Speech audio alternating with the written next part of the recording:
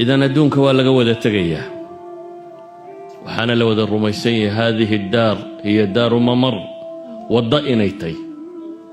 وفق الصعد كاهي وضض وقاضه إني لم يتهي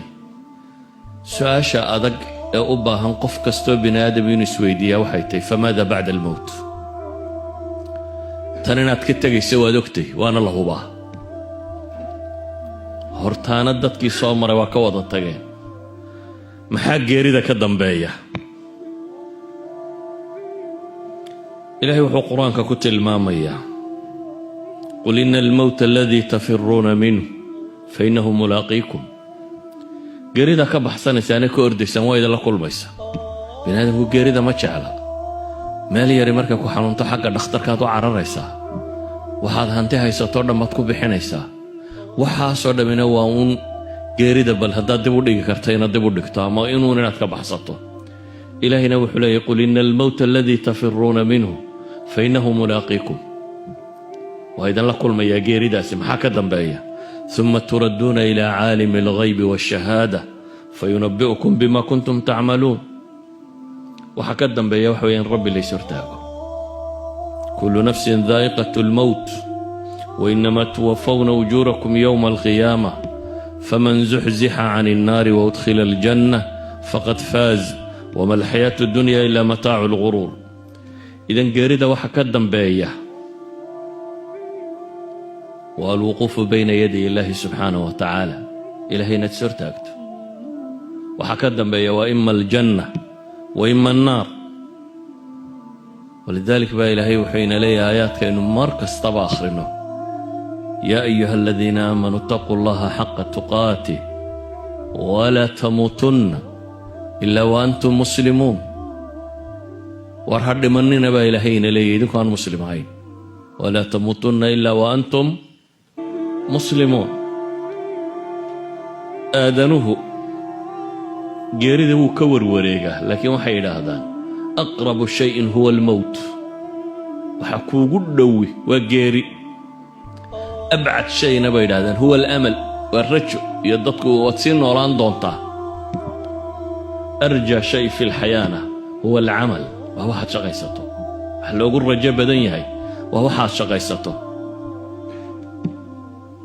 دبا محاكو هرتاقن بنا آدمكو حقيقة دو أقيا هينو الديار قروبه ولها هي الغفلة وحكوا وادينو ديدانين الديار قرونا والغفلة والدوهني وموغني وهذه الحقائق الكبرى اسمود موتسينية ربائنا نض حصوصنين هذه ربائنا نض آخر حصوصا أدور ربائنا جنية النار حصوصا ساد ردد باهله وحلي اقترب للناس حسابهم وهم في غفلة معرضون ما يأتيهم من ذكر من ربهم محدث إلا استمعوه وهم يلعبون إلهي وحينا لي يدتك وحكو السعود وهذا حساب تودي إنه حسابنا أيه حالك حسابنا أيه وكستوبرية دقيقة كستوك الصومر تالو حسابنا أيه waxaad qiyaastaa waxaad soo noolayd waxaad soo qabatay waxaad soo jirtay waxaad ku soo fakartay waxaad ahaan jirtay waxaad qabatay oo rabbu samaawaati wal ardi ku weydiinayo oo lagu yiri waliba ilaahay hortiisa ka dhaqaaqi maysid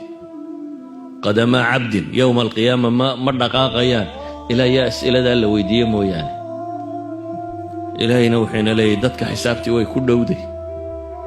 iyana waa gaafiliin ما يأتيهم من ذكر من ربهم محدث حق الرب قولوا قما يمادو وانو عصب او إلهي دنكي سكتمي